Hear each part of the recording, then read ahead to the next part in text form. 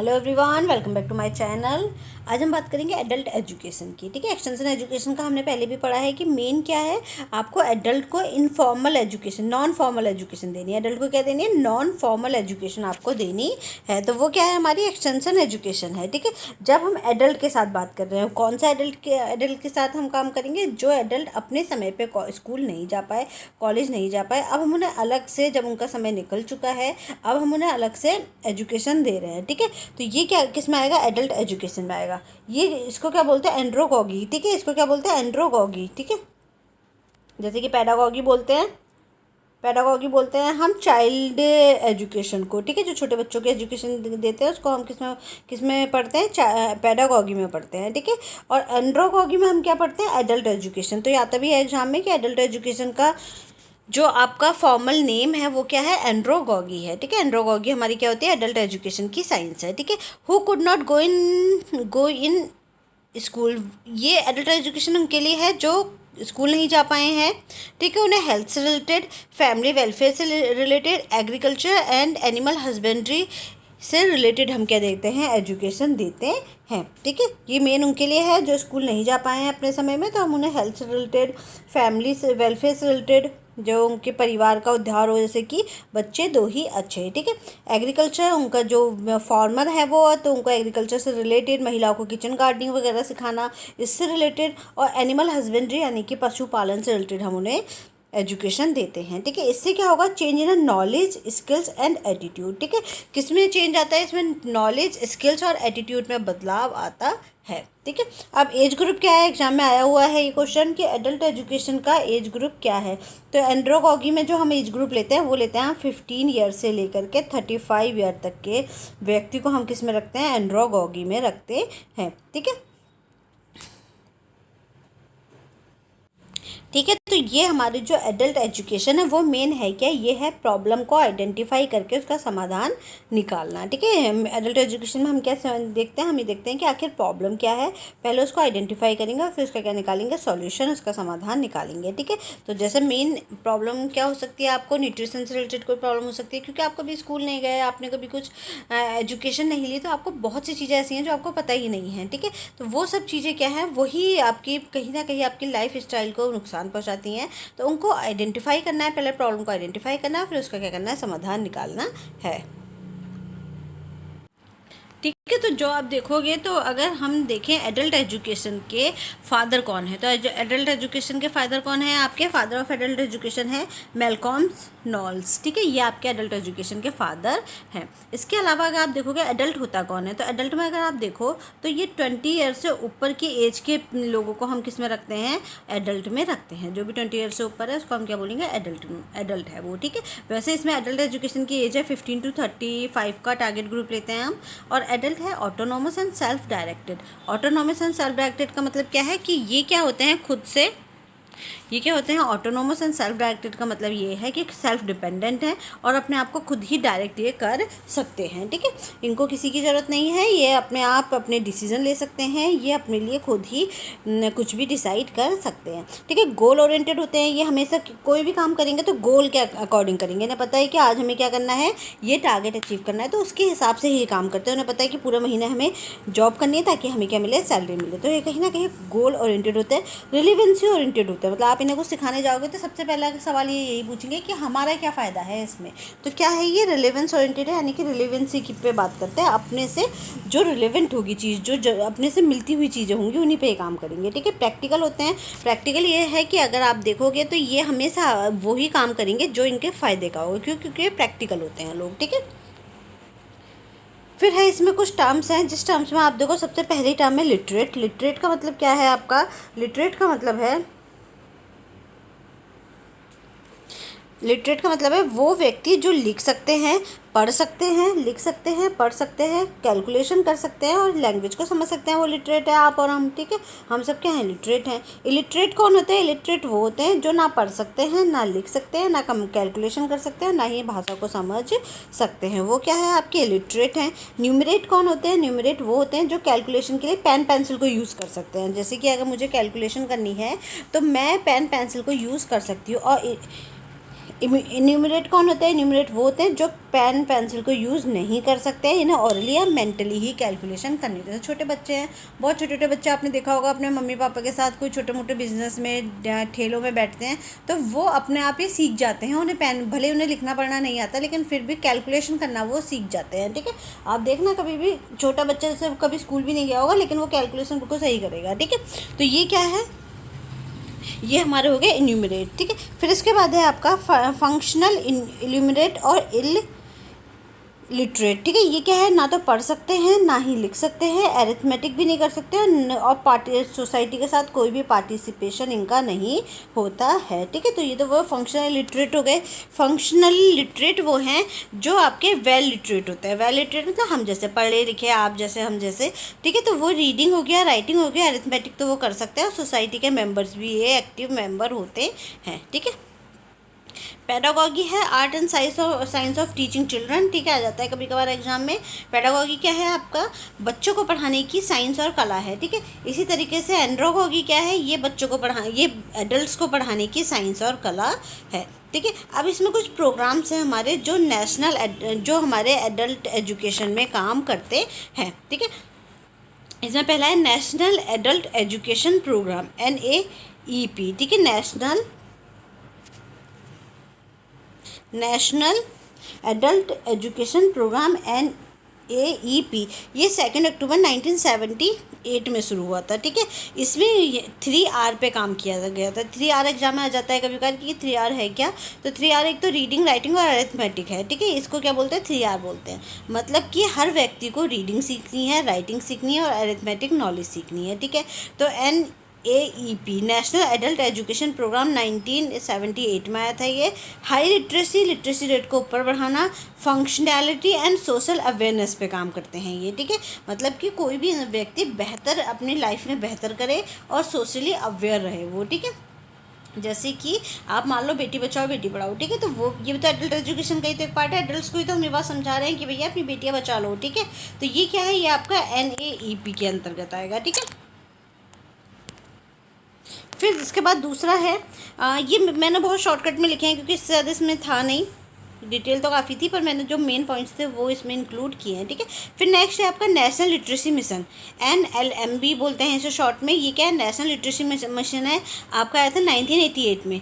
Basic numeracy. ठीक है, मतलब छोटी बहुत ही कैलकुलेशन आपको आनी चाहिए, जो बेसिक गिनती, न्यूमेरिकल, जोड़ना घटाना, ये आपको आना चाहिए। ठीक है, फिर प्रॉब्लम सॉल्विंग है, इसमें भी क्या है आपका? प्रॉब्लम का समाधान करना, सोसाइटी एंड कंट्री का ओवरऑल डेवलपमेंट करना। ठीक है, ये आपका क्या है? नेशनल लिटरेसी मिशन के अंतर आएगा। आपको प्रॉब्लम सॉल्व करना सिखाना, सोसाइटी एंड कंट्री का ओवरऑल डेवलपमेंट करने के लिए हर व्यक्ति को बेसिक न्यूमेरेसी यानी कि बेसिक न्यूमेरिकल वैल्यूज़ उसकी सही होनी चाहिए। ठीक है, फिर है rural functional literacy programme, NFLE 1986। ठीक है, ये आपका आया था 1986 में, national rural functional literacy programme. Rural functional literacy programme आपका आया था 1986 में। Programme of adult education programme. ठीक है, ये क्या है? ये आपका एडल्ट एजुकेशन प्रोग्राम का एक प्रोग्राम था। Increase ability of right and read, मतलब पढ़ना और लिखने की एबिलिटी को बढ़ाना। ठीक है, गवर्नमेंट स्कीम अवेयरनेस, और जो गवर्नमेंट की जो भी स्कीम चल रही है उनकी अवेयरनेस को बढ़ाना। ठीक है, कि आपको पता हो कि गवर्नमेंट की क्या क्या स्कीम चल रही हैं। ठीक है, तो ये क्या हो गया? ये हमारा एडल्ट एजुकेशन वाला चैप्टर था। ये इसमें एडल्ट एजुकेशन में हमने देख लिया एडल्ट एजुकेशन है क्या, इसके अंदर क्या क्या टर्म्स कुछ हैं इसमें। इसके अलावा 2-3 प्रोग्राम जो हैं वो भी हमने देख लिए। ठीक है, इसके बाद नेक्स्ट है करिकुलम प्लानिंग। ठीक है, करिकुलम प्लानिंग का मतलब क्या होता है? अगर हम किसी भी एजुकेशन को पढ़ा रहे हैं, मान लो आपके स्कूल में आप कोई कुछ पढ़ा रहे हो या फिर आप कहीं बाहर कुछ पढ़ा रहे हो, नॉन फॉर्मल और फॉर्मल एजुकेशन में से कोई सी भी एजुकेशन दे रहे हो आप, तो आपको क्या देखना होगा? करिकुलम प्लानिंग पे आप बात करोगे कि किस तरीके से किस समय आपको क्या क्या पढ़ाने जाना है। ठीक है, तो एक पूरा टाइम टेबल, पूरा करिकुलम हमारा जो होता है उसको आज हम डिस्कस करेंगे कि करिकुलम है क्या। ठीक है, तो करिकुलम हमारा एडल्ट एजुकेशन में भी आ सकता है और अर्ली चाइल्डहुड एजुकेशन में भी आ सकता है ये, क्योंकि एक्सटेंशन में भी तो हम करिकुलम बनाएंगे ना पहले कि हमें पढ़ाना क्या है वहाँ पे। ठीक है, तो ये क्या है? ऑल एक्टिविटीज़ इन स्कूल या colleges curriculum imparted inculcated knowledge, attitude, behaviour, manner, performance and skills. ठीक है, ये क्या कह रहा है, आपका सभी एक्टिविटीज़ जो हम स्कूल कॉलेज में करते हैं वो हम किसके थ्रू करते हैं, वो हम करिकुलम को इम्पार्ट करते हैं, करिकुलम के थ्रू करते हैं, और करिकुलम में हमारी हर चीज़ इंक्लूडेड होती है। ठीक है, इनकलकेट करते हैं हम करिकुलम के थ्रू, सब कुछ करिकुलम में होता है, वही हम क्या करते हैं, अपने बच्चों को उसी करिकुलम के हिसाब से पढ़ाया जाता है। ठीक है, तो ज़रूरी नहीं है, आप एडल्ट एजुकेशन में भी देख सकते हो करिकुलम ही बना के हम एडल्ट एजुकेशन देंगे। ठीक है, फिर है आपका बस इसका करिकुलम इतना फिक्स नहीं होगा एडल्ट एजुकेशन का। ठीक है, फ्लेक्सिबल होगा और वो प्रैक्टिकल नॉलेज पे ज़्यादा होगा, जबकि जो हमारा स्कूल है वो थियोरेटिकल नॉलेज पे ज़्यादा होगा। तो बस ये थोड़े बहुत अंतर होंगे, जो हमारे इनफॉर्मल और फॉर्मल में है वही अंतर हम जब उनका करिकुलम बनाएंगे तो उसमें होगा। ठीक है, तो इसके बाद इसमें है आपका टीचिंग मेथड। अब आप करिकुलम प्लानिंग में क्या क्या टीचिंग मेथड जो है वो यूज़ कर रहे हो, तो इसमें लेसन आएगा, असाइनमेंट्स आएंगे, physical and mental exercise, activities, project, study material, tutorials, presentation, assessments, test series, learning objective, test dates. ठीक है, ये सब चीज़ें हम जो है अपने करिकुलम में इंक्लूड करते हैं। एक तो लेसन्स इंक्लूड करेंगे, हमें पढ़ाना क्या है, चैप्टर्स क्या देना है, असाइनमेंट्स देंगे हम बच्चों को, फिजिकल और मेंटल एक्सरसाइज कराएंगे, हम बच्चों की एक्सरसाइज कराएंगे, एक्टिविटीज़ देंगे हम बच्चों के लिए, छोटी छोटी एक्टिविटीज़, प्रोजेक्ट हो गया। ठीक है, स्टडी मटेरियल हो गया आपका, स्टडी मटेरियल आप उनको बुक्स, चैप्टर्स वगैरह जो दोगे, ट्यूटोरियल्स हो गए आपके, presentation, assignment, test series, learning objective, test date, ये सब हम अपने करिकुलम में इंक्लूड करते हैं। ठीक है, फिर है सिलेबस में क्या है, यूनिट ऑफ करिकुलम। सिलेबस में आपका क्या आएगा, पूरे सिलेबस में, सिलेबस क्या है आपका, यूनिट ऑफ करिकुलम, मतलब मेन क्या है आपका, करिकुलम है। ठीक है, समझ में आ गया। करिकुलम जो होता है वो बड़ा टर्म है, और जो अगर हम सिलेबस बोले तो करिकुलम के अंदर क्या होता है वो सिलेबस होता है। ठीक है, तो सिलेबस छोटा है और जो करिकुलम है वो अम्ब्रेला टर्म है। ठीक है, यानी कि करिकुलम के अंदर सिलेबस आते हैं। ठीक है, अगर आप देखो कि करिकुलम, अगर हम देखें कि बीएससी होम साइंस का करिकुलम क्या है, तो बीएससी होम साइंस में आपका सब कुछ आएगा। ठीक है, कि आप कितने प्रैक्टिकल होंगे, कितनी थ्योरी होंगी। ठीक है, इसके अलावा आप क्या एक्स्ट्रा करिकुलम होगा, कितने एग्ज़ाम्स होंगे, कितने पैटर्न होगा। ठीक है, सब कुछ आएगा उसमें, कौन सा ऑब्जेक्टिव होंगे, कौन से सब्जेक्टिव होंगे। ठीक है, सब कुछ आएगा उसमें। और सिलेबस क्या होगा, सिलेबस होगा वो सब्जेक्ट का सिलेबस होगा, जिसमें सब कुछ लिखा हुआ होगा कि आपको कौन कौन से टॉपिक पढ़ने हैं। ठीक है, तो करिकुलम क्या है, अम्ब्रेला टर्म है, और करिकुलम के अंदर क्या है, हमारे सिलेबस आते हैं। फिर है करिकुलम मूवमेंट है आपका फ्रैंकलिन रॉबिट। ठीक है, किसने चलाया था करिकुलम मूवमेंट, आपका चलाया था फ्रैंकलिन रॉबिट ने। ठीक है, डेवलपमेंट ऑफ करिकुलम, करिकुलम को डेवलप करने के लिए क्या क्या चीज़ें आपको चाहिए हैं। ठीक है, तो आप अगर करिकुलम को डेवलप कर रहे हो तो क्या स्टेप्स हैं इसके। ठीक है, डेवलपमेंट ऑफ करिकुलम डेवलपमेंट करने के लिए आप देखोगे एनसीईआरटी हो गए और निप्सिड हो गए, ये जो बड़े बड़े इंस्टीट्यूट हैं, ये अपना जब करिकुलम डेवलप करते हैं तो इसके लिए अलग नई फैकल्टी रखते हैं, जिनका काम क्या होता है, हर इंस्टीट्यूट में जो भी सिलेबस अपना बना रहे हैं, वहाँ हर इंस्टीट्यूट में एक पर्टिकुलर फैकल्टीज होती है जो हर सब्जेक्ट की एक्सपर्ट्स होती हैं, अपने अपने सब्जेक्ट की एक्सपर्ट होती हैं। उनका काम क्या होता है, अपना करिकुलम को सेटअप करना, कि बच्चों को पढ़ाना क्या है, ताकि उनके सारे जो सब्जेक्ट है, जो टॉपिक्स है वो कवर हो जाएं। ठीक है, तो इसी के स्टेप्स है डेवलपमेंट ऑफ करिकुलम। अगर आपको करिकुलम डेवलप करना है तो उसके क्या क्या स्टेप्स होंगे, तो पहला स्टेप है इसका सिचुएशनल एनालिसिस। ठीक है, सबसे पहले आप क्या देखोगे, परिस्थिति देखोगे कि पढ़ाना क्या है। ठीक है, एक्चुअल नीड एनालिसिस। ठीक है, जैसे अगर मैं देखूँ इस समय मैं जिस यूनिवर्सिटी में पढ़ा रही हूँ, उस यूनिवर्सिटी के करिकुलम में बड़ी दिक्कत है।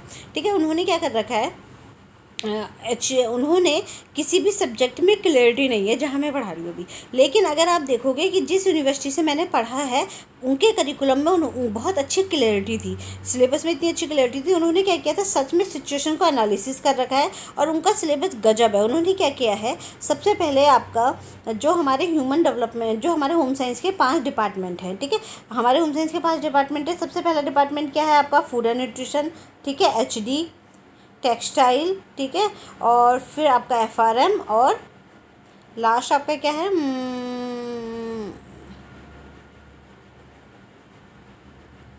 एक रह गया कोई, एचडी हो गया, टेक्सटाइल हो गया, एफआरएम हो गया, फूड एंड न्यूट्रिशन हो गया, एक्सटेंशन। ठीक है, एक्सटेंशन, हाँ जो हम पढ़ रहे हैं। ठीक है, तो हमारे पास क्या हो गया, ये 5 डिपार्टमेंट्स हो गए। तो जहाँ मैंने पढ़ा है, उन्होंने क्या किया था, फर्स्ट सेमेस्टर में उस सभी सब्जेक्ट के एक एक कोर्सेज इंट्रोडक्शन वाले जो आपके कोर्सेज हैं वो पढ़ाए थे। सेकंड सेमेस्टर में उसका थोड़ा एडवांस पढ़ाया था। थर्ड सेमेस्टर में इन्हीं सारे डिपार्टमेंट के सभी एक एक दो दो सब्जेक्ट पढ़ाए थे। लेकिन जहाँ इस समय मैं पढ़ा रही हूँ वहाँ आपके इनके फर्स्ट ईयर में तो कोई अगर सब्जेक्ट हैं तो किसी एक सब्जेक्ट के दो दो टॉप सब्जेक्ट्स हैं एरिया के, और कहीं एक भी नहीं है। तो उनका बहुत अजीब सा करिकुलम है जो मैं भी पढ़ा रही हूँ। लेकिन अगर आप देखोगे तो सिचुएशन एनालिसिस करोगे तो एक्चुअल नीड एनालिसिस करोगे। आप सबसे पहले एक्चुअल देखोगे कि आपकी क्या ज़रूरत है। अगर आप देखो, अगर आप करिकुलम बनाते हैं, मैं अगर करिकुलम बनाऊँगी तो मैं बनाऊँगी कि नेट के हिसाब का करिकुलम बनाऊँगी कि बच्चे जो नेट का सिलेबस है वो पहले ही BSc MSc तक ही वो कंप्लीट कर ले। तो करिकुलम ही ऐसा बनाऊँगी मैं, ठीक है। करिकुलम प्लानिंग में क्या आप करोगे कि आप उनको सिखाओगे, ठीक है। करिकुलम को प्लान करोगे, ठीक है, जहाँ आपका क्या उनको सीखना है, ठीक है। इसके बाद selection of learning mode and delivery problem आप ये देखोगे कि सिखाओगे कैसे, ठीक है। सिलेक्शन ऑफ लर्निंग मोड, ठीक है। लर्निंग मोड का सिलेक्शन कि किस मेथड से आप सिखाओगे, डिलीवरी किस मेथड से आप दोगे, ठीक है। टीचिंग एड्स मेथड हो गए और आप किस टीचिंग एड से सिखा रहे हो, टेक्निकल ऑब्जेक्टिव्स हो गए, पिक्चर्स हो गया, वीडियो हो गया, और यहाँ पे आप कंटेंट जनरेशन करोगे, ठीक है। जो आपका कंटेंट है, ठीक है, वो आप जो भी आपके सिलेबस के अंदर के मैटर्स हैं, टॉपिक्स है, कंटेंट है, वो आप जनरेट करोगे। फिर आप इस्टेब्लिशमेंट ऑफ करिकुलम, और फिर आप करिकुलम को इस्टेब्लिश करोगे, ठीक है। करिकुलम को इस्टेब्लिश करोगे जैसे कि लाइब्रेरी हो गया, ट्यूटोरियल्स हो गए, बुक्स हो गए, स्टडी मटेरियल, आप सब चीज़ें अवेलेबल भी तो कराओगे ना। अगर आप करिकुलम दे रहे हो, बना रहे हो, तो वो सब चीज़ें आप अवेलेबल कराओगे, ठीक है। Technical writing and editing quality assurance, ठीक है। फिर आप उसको टेक्निकल देखोगे कि आपने जो भी करिकुलम बनाया है उसको राइटिंग, एडिटिंग, क्वालिटी एश्योरेंस उसका करोगे, ठीक है। फिर आप टेस्टिंग की पायलटिंग करोगे, मतलब टेस्टिंग, पायलटिंग एंड वैलिडेशन। अब यहाँ तक तो आपने अपना करिकुलम बना लिया, ठीक है। सबसे पहले आपने सिचुएशन का एनालिसिस किया, उसमें आपने देखा कि पढ़ाना क्या है, फिर कैसे पढ़ाना है, फिर आपने एक पूरा प्रॉपर एक करिकुलम अपना सेटअप कर दिया। अब लाइब्रेरी वगैरह में सारा मटेरियल अवेलेबल करा दिया, टेक्निकल राइटिंग, एडिटिंग, क्वालिटी वगैरह सब इंश्योर कर ली उसकी। उसके बाद आप क्या करोगे, पढ़ाना शुरू कर दोगे, ठीक है। फिर आप जब वो करिकुलम आपने अप्लाई कर दिया एक पायलट टेस्टिंग की तरह, पायलट टेस्टिंग मतलब छोटे मोटे आपने एक किसी सब्जेक्ट में कर दिया, ठीक है, उस सब्जेक्ट में वो किया, या एक ईयर के लिए वो कर दिया। फिर आप देखोगे कि आपका जो भी आपने करिकुलम बनाया वो ठीक था या फिर नहीं था, ठीक है। तो उसमें जो करेक्शन होंगे उसे करेक्शन करोगे। तो पायलट टेस्टिंग का मतलब होता है छोटे स्तर पे हम जो भी हमारा काम है वो हम छोटे स्तर पे अप्लाई कर लेते हैं, फिर उसमें जो करेक्शन होगा उसको करेक्शन करने के बाद दोबारा से अप्लाई करेंगे फाइनल, ठीक है। फिर accreditation and registration and approval, अगर आपका वो ठीक आया, आपने जो भी उसमें करेक्शन थे उसमें आपने उसको करेक्शन करके वो आपका ठीक है, तो आप क्या करोगे, एक्रीडिएशन, रजिस्ट्रेशन एंड अप्रूवल दे दोगे, ठीक है। अपने उसको एक्रीडिएशन मतलब अप्रूव कर दोगे उसको जो भी आपका सिलेबस है, ठीक है। और फिर रेगुलर आपका वही सिलेबस पढ़ाया जाना शुरू हो जाएगा, करिकुलम वही अप्लाई हो जाएगा, ठीक है। तो ये क्या है आपका, सबसे पहले सिचुएशन एनालिसिस किया, करिकुलम की प्लानिंग की, फिर आपने टीचिंग एड्स देखे, उसके बाद करिकुलम को इस्टेब्लिश किया, फिर टेक्निकल इशूज़ पे देखा उसका, उसके बाद उसका टेस्टिंग, पायलटिंग एंड वैलिडेशन देखा, उसके बाद आपका एक्रीडिएशन, रजिस्ट्रेशन एंड अप्रूवल आपने किया, ठीक है। फाइनल आपने क्या किया, रजिस्ट्रेशन जो भी आपका सिलेबस था उसको फाइनल कर दिया कि अब यही सिलेबस आपका पढ़ाया जाएगा। अगर आप कोई भी लेसन प्लान बनाते हो तो उसके बेस्ट लेसन प्लान कौन सा होता है, जिसमें ऑब्जेक्टिव हो। लेसन प्लान का मतलब क्या होता है कि आप जो भी काम कर रहे हो, ठीक है, ये क्वेश्चन आया हुआ है कि ये किसी क्वेश्चन पेपर में क्वेश्चन आया है, इसीलिए इसको अलग से इंक्लूड किया है इसमें, ठीक है। तो करिकुलम प्लानिंग जब आप कर रहे हो तो आपने जब भी कोई टॉपिक बच्चों को पढ़ाने जाना है तो आप उसका क्या बनाओगे, पूरा लेसन प्लान बनाओगे। आप क्या पढ़ा रहे हो, क्या ऑब्जेक्टिव हैं आपके आज के टॉपिक के, ठीक है। इसके अलावा क्या आपको इक्विपमेंट्स की ज़रूरत है, क्या प्रोसीजर है, कैसे आप पढ़ाओगे पूरा स्टेप्स है, लास्ट में आप उसका फॉलोअप और रिवोल्यूशन भी दोगे। तो इसमें यही है कि आप ऑब्जेक्टिव दोगे, ठीक है। ये BEd वाले करते हैं जनरली, पूरा लेसन प्लान बनाते हैं, ठीक है। तो और जिनकी HD की लैब, जिन्होंने लैब में काम किया नर्सिंग स्कूल लैब में, वो भी लेसन प्लान बनाते हैं, ठीक है। तो ऑब्जेक्टिव होना चाहिए इसमें उद्देश्य कि आप जो भी टॉपिक पढ़ा रहे हो, जो भी आपका टॉपिक है उसके क्या उद्देश्य है, उससे बच्चा क्या सीखेगा, ठीक है। टीचर्स एक्टिविटी, ठीक है, क्या एक्टिविटी आप कर रहे हो, किस तरीके से आप उसको सिखाओगे। लर्निंग एक्सपीरियंस, क्या सीखने के बाद उसका अनुभव है, क्या एक्सपीरियंस है, किस तरीके से वो सीख रहा है। टीचिंग एड्स आप क्या क्या यूज़ कर रहे हो, और साथ ही साथ इवेल्यूशन कि उसने कितना सीखा, ठीक है। ये सब चीज़ें आप अगर अपना टॉपिक बना रहे हो और करिकुलम बना रहे हो तो उसमें जो आपने लेसन प्लान बनाया है उसमें ये सब चीज़ें इंक्लूड होनी चाहिए, ठीक है। ठीक है, तो आज का जो हमारा टॉपिक था मेन हमारा, हमने आज पढ़ा है करिकुलम प्लानिंग पे और अपने एडल्ट एजुकेशन पे। ठीक है, मेन यही है। अब कल को हम नया टॉपिक लेंगे, नया टॉपिक पे हम डिस्कस करेंगे। Thank you everyone, have a nice day.